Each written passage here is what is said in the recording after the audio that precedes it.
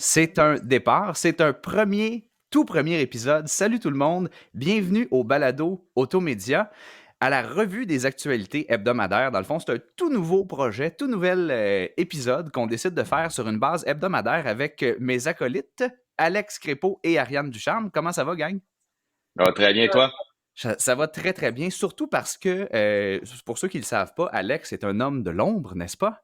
Et on l'a un peu obligé à se joindre à nous ce matin parce que actualité oblige. Dans cet épisode-là, dans ces chroniques-là, ou plutôt dans ces rendez-vous hebdomadaires-là qu'on vous propose, on va faire le tour un peu des actualités qui se passent dans l'industrie de l'automobile, basé notamment sur ce qu'on voit sur les différentes plateformes de médias sociaux de nos amis les concessionnaires un peu partout à travers le Québec et aussi des actualités vraiment propres à l'industrie comme telle. Et cette semaine, justement, on est gâtés pour notre premier épisode, pour notre première semaine, parce qu'il y a beaucoup de choses qui se passent, il y a beaucoup de Ouais. nouvelles dans l'actualité des concessionnaires. Fait qu'on va faire le tour de tout ça et on n'avait pas le choix d'avoir Alex avec nous autres parce que, notamment, on va parler des chiffres de vente. Donc, les résultats sont tombés là, pour Q1 au Québec, voir un peu comment ça s'est passé dans l'industrie au niveau des ventes de véhicules neufs. On a beaucoup de transactions, on a des changements législatifs, donc la loi 30 qui a fait l'objet là, de nouvelles actualités, notamment le fait qu'elle va entrer en vigueur, donc un impact important sur, en fait, sur le modèle d'affaires des concessionnaires, right? Sur vraiment la façon dont les concessionnaires, au niveau du département Finances et Assurances, FNI, vont aller chercher des revenus parce que là, il y a des produits qui ne seront plus possibles d'être vendus, dans le fond. Exactement.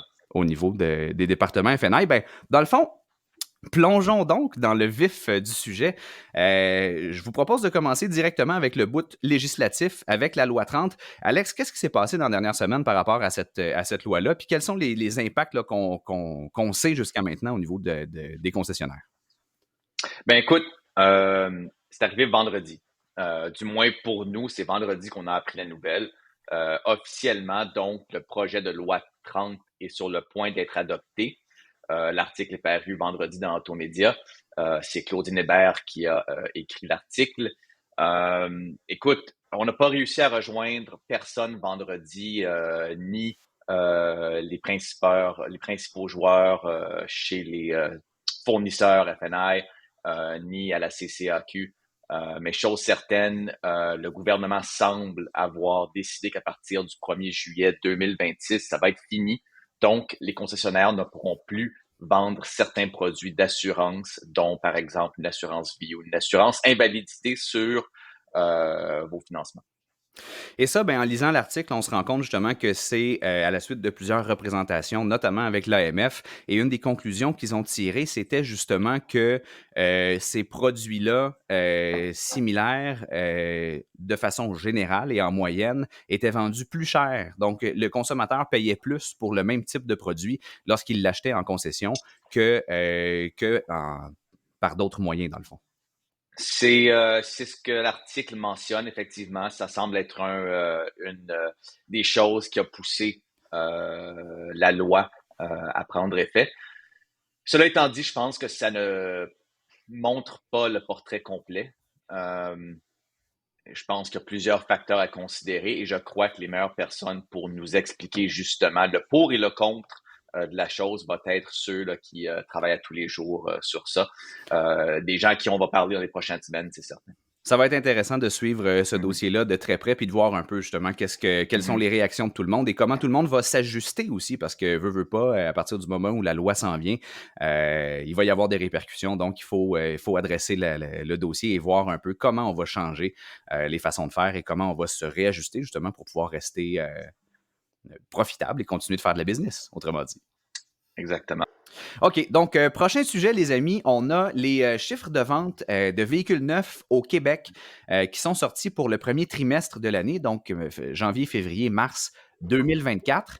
C'est des bonnes performances. Ce qu'on peut lire là, sur automedia.ca là, dans l'article complet, d'ailleurs, qu'on vous invite à aller consulter, c'est une hausse de 18,1 là, au Québec des ventes de véhicules neufs pour cette période-là par rapport à la même période l'année dernière. C'est plus que la moyenne nationale de quelques points. qui est à 15%, là, 15,3%, là, si on regarde au niveau de l'augmentation au Canada au complet. Alex, qu'est-ce que tu remarques là, quand tu fais le tour des chiffres? Ben écoute, les chiffres reflètent ce que les gens de l'industrie semblent confirmer à droite et à gauche, hein. J'ai eu le plaisir de parler avec Yves Barin, hein, anciennement, qui vient tout juste Nouveau de retraité? partir à nouveau retraité du Canadian Black Book. Mais on a parlé longuement des chiffres et effectivement, ce qu'on note, c'est vraiment une belle augmentation des ventes en début d'année, mais une augmentation qui a stagné au fur et à mesure qu'on s'est rapproché du printemps. Euh, il y a plusieurs facteurs qui viennent en ligne de compte. Celui qui revient le plus souvent, et d'ailleurs, on en a parlé ensemble, moi et toi, Jean-François, il n'y a pas longtemps, de plus en plus, les gens rachètent leur véhicule de location. C'est un facteur parmi tant d'autres. Mais avec l'économie et la situation actuelle, les gens ont tendance à reprendre leur véhicule de location, hein, ce qui change un petit peu la donne au niveau des ventes. Donc, mais en même temps, ça change ce qui se passe à l'intérieur de la concession. Donc là, les gens se ramassent au service. On vend peut-être moins de véhicules, mais on se voit plus au service pour entretenir le dit véhicule qu'on achète. Ouais. Donc ça, c'est une chose. En parlant avec Yves, l'autre chose qui a longuement été discutée, ça a été les véhicules électriques, hein. Je pense que c'est un sujet chaud pour 2024, Ben, surtout puis quand on considère. en termes de Oui, variation, justement, tu parles des véhicules électriques, là, tu sais, c'est là que le plus gros de la variation ou la plus grosse différence année sur année se remarque. Là. ouais, C'est presque faire attention avec. 70%. Ouais, Ouais, faire attention parce que là, on a de l'inventaire. ouais, ben voilà. Alors, c'est surtout ce qui fait la différence. En Mm. fait, là, ce qui arrive, c'est qu'il y a trop d'inventaire maintenant. Euh, dans l'électrique, on le sait, il y en a dans la cour des concessionnaires. Ils sortent pas assez vite, pas aussi vite qu'on l'aimerait. Euh, la proportion des véhicules électriques sur la proportion des ventes n'a pas bougé tant que ça. Je n'ai pas les chiffres devant moi, mais c'est de 1 ou 2 points, si je me rappelle bien. Donc, la proportion des ventes de véhicules électriques à l'intérieur des ventes de véhicules neufs n'est pas beaucoup plus grosse que dans le passé. Euh, donc, définitivement, puis on le sait, hein, c'est dans tous les médias actuellement, les véhicules électriques. Est-ce qu'il y a vraiment un refroidissement du marché? Hmm. On verra, mais ce que les chiffres nous disent actuellement, c'est que oui, il y a une augmentation des ventes. Non, la proportion à l'intérieur des ventes n'est pas vraiment plus grosse que dans le passé. Et ce qui est intéressant de voir, c'est avec la fin des subventions qui approche d'ici la fin de l'année, ou du moins le début de la fin pour les subventions. On va voir si vraiment il va y avoir un regain des ventes à ce niveau-là pour les véhicules électriques pour profiter.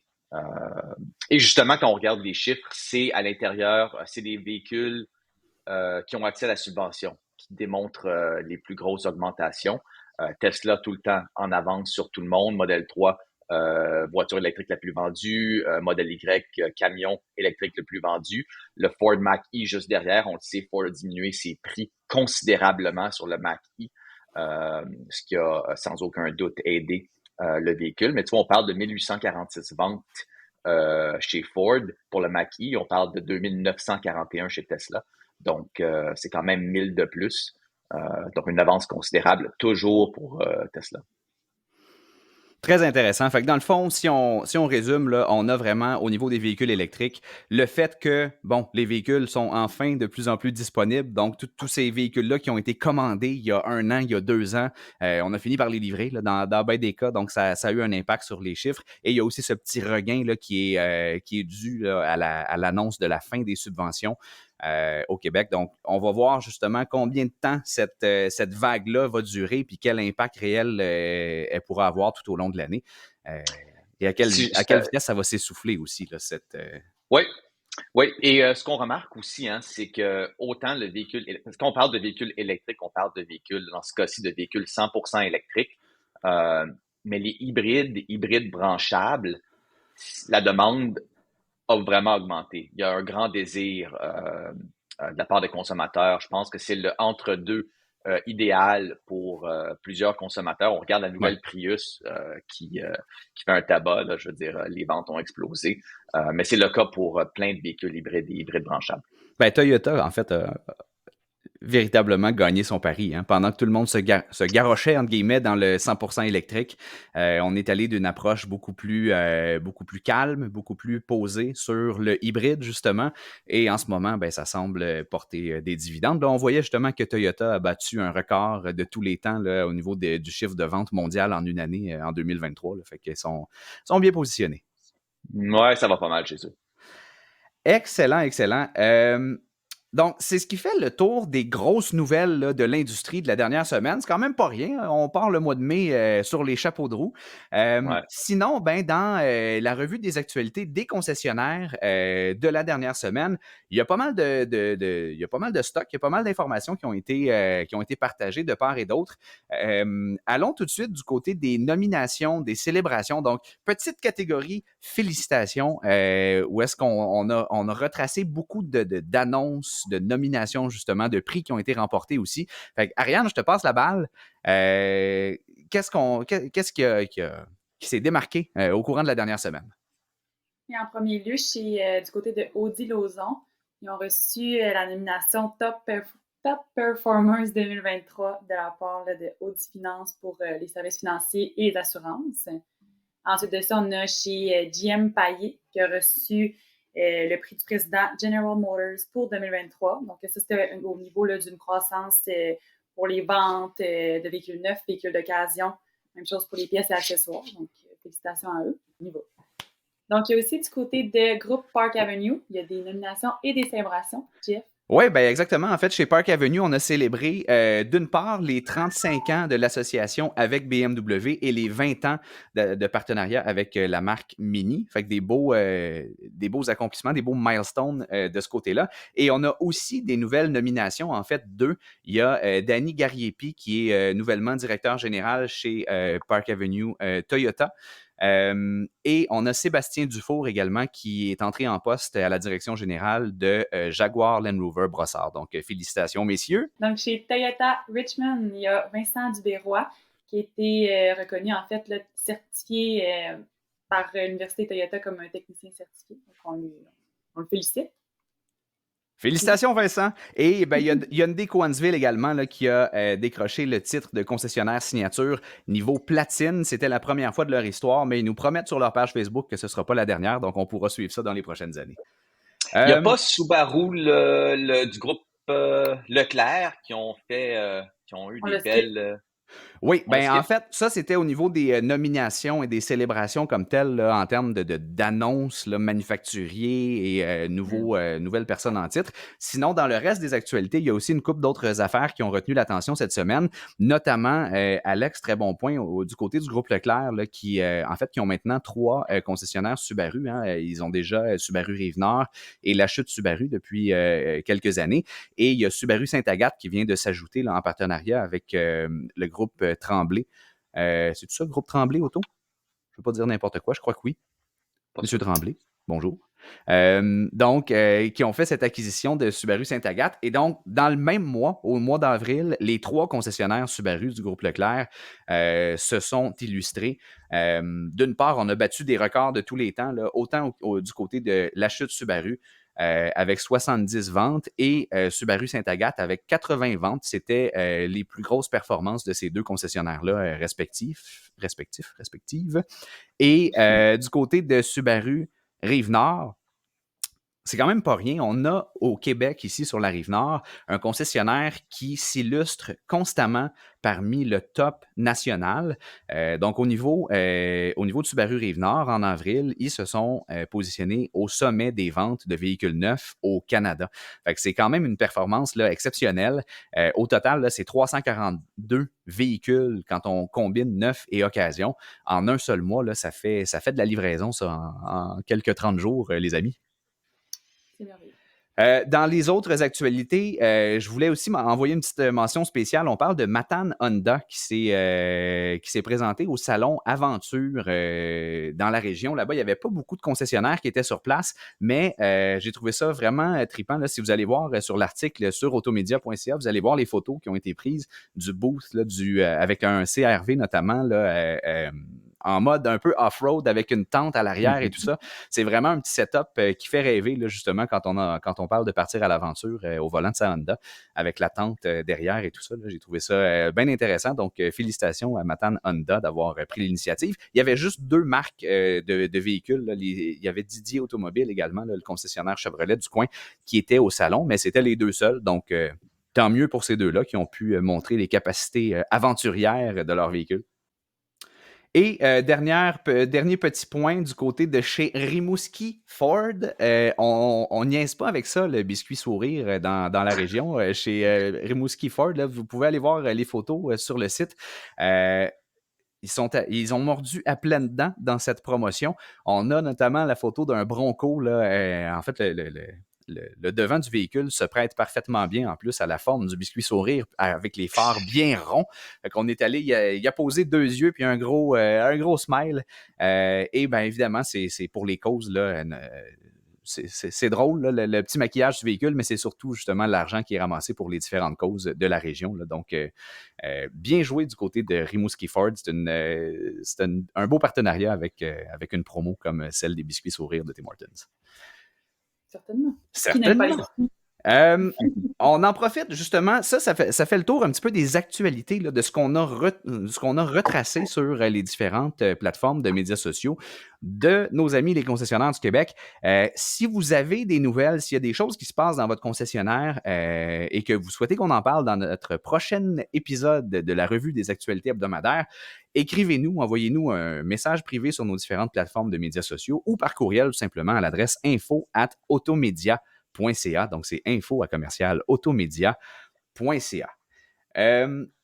En terminant, découverte de la semaine et coup de cœur de la semaine, là, je prends 2 minutes pour parler de Philippe Moreau, 24 ans, nouvellement conseiller aux ventes chez Valdor Chrysler. Et je trouve ça fascinant, Ariane, parce que Philippe, dans le fond, c'est un nouveau représentant. Lui, il sort de l'école, il a 24 ans, il arrive en concession, et la première chose qu'il fait, ou à peu près, on pourra me corriger, là, c'est peut-être la troisième, il dit « Faut faire de la vidéo, les amis ». Donc, lui est arrivé, s'est mis devant la caméra et a commencé à nous faire de la vidéo, justement, pour nous expliquer différentes fonctionnalités des modèles et tout ça.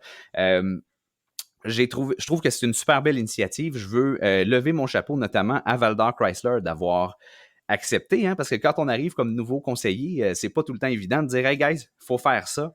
Et d'avoir l'aval de la direction et d'avoir justement les moyens de nos ambitions, puis le reste de l'équipe qui suit dans cette initiative-là. Fait que j'ai bien hâte de voir la suite des choses, mais je trouve ça le fun de voir justement de la relève des nouveaux conseillers aux ventes qui arrivent en concession et justement qui modernisent un petit peu les approches au niveau des communications et au niveau de ce qui est publié sur les différentes plateformes de médias sociaux. Ça va être bien intéressant de suivre ça pour la suite. Ce que je trouve bien aussi dans un cas comme celui-là, justement, c'est qu'à partir du moment où un conseiller se met devant la caméra et commence à créer du contenu comme ça, et c'est pas, on s'entend, il n'y a aucune promotion dans ce qu'il nous a proposé. Là, il nous explique le système hybride dans un pick-up. Ce qui va être intéressant, c'est les premiers clients qui vont rentrer en disant « Ah, j'aimerais ça, j'ai vu... comment ça s'appelle? Là? J'ai vu Philippe sur vos médias sociaux. J'aimerais ça, si c'est possible, d'être servi par lui. » C'est un peu la même chose qui se passait il y a quelques années avec les Google Reviews. Hein? Les gens regardaient les commentaires, puis quand il y a un nom qui revenait, ben rentraient en concession, puis disaient « Moi, j'aimerais ça être servi par telle personne parce qu'il a l'air de faire une bonne job. » C'est le même phénomène qu'on voit se produire au niveau des conseillers qui créent du contenu comme ça et qui se mettent de l'avant devant la caméra. Fait que ça va être intéressant de voir ce que ça va avoir comme impact aussi sur le plancher de vente là, une fois que les clients vont commencer à affluer en concession pour faire affaire avec Philippe. Absolument. Good. Et en terminant, petit coup de cœur de la semaine en ce qui me concerne. La semaine dernière, j'ai eu le plaisir de voir en personne la Hyundai Ioniq 5N. Elle est arrivée dans les concessionnaires Hyundai là, en fait dans les dernières semaines. C'est un véhicule, j'ignorais à quel point il était exclusif. C'est un véhicule, il y a moins de 100 unités qui vont être vendues à travers le Canada au complet. Là. Moi, je me suis rendu à Laval, là, du côté de chez Chomedey Hyundai, et on me disait qu'ils en auront seulement que 2. Donc, dans l'année modèle 2025, là, il y avait une blanche, une noire, et c'est tout. Fait que c'est un véhicule assez exclusif et assez impressionnant quand même. On parlait des véhicules électriques tantôt. Là, évidemment, c'est pas un modèle qui est là pour les masses, mais c'est un modèle quand même assez divertissant à conduire. Fait que je vous lance la balle, les amis, de votre côté, au niveau de vos coups de cœur dans la dernière semaine. Est-ce qu'il y a des choses qui se sont illustrées pour vous?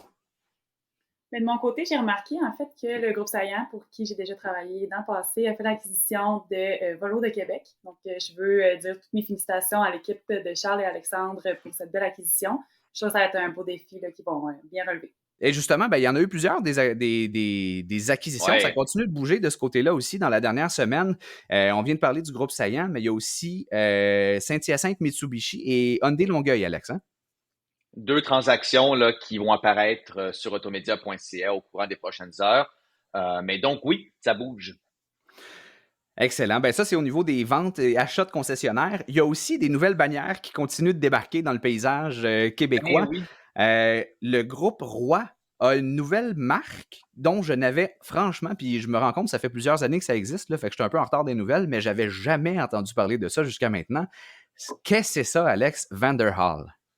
Vanderhall, un petit producteur de véhicules à 3 roues, un side-by-side aussi, basé aux États-Unis. Et le groupe Roy va commencer à exploiter la marque exclusivement au Québec.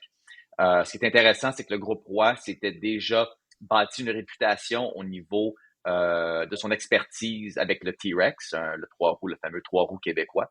Oui. Donc, il ajoute maintenant à son expertise les produits Vanderhall. Je connais pas tous les détails sur leurs produits. Il faut vraiment aller sur le site automedia.ca, sinon sur le site directement du manufacturier ou de Roy Auto.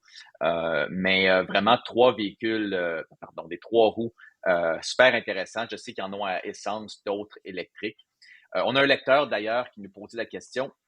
Dans son texte, Luc Gagné mentionne que tu n'as pas besoin de casque avec le Vanderhall, chose qui me laisse perplexe un peu parce que les 3 roues sont considérées comme des motos au Québec. On va trouver la réponse et on revient avec ça.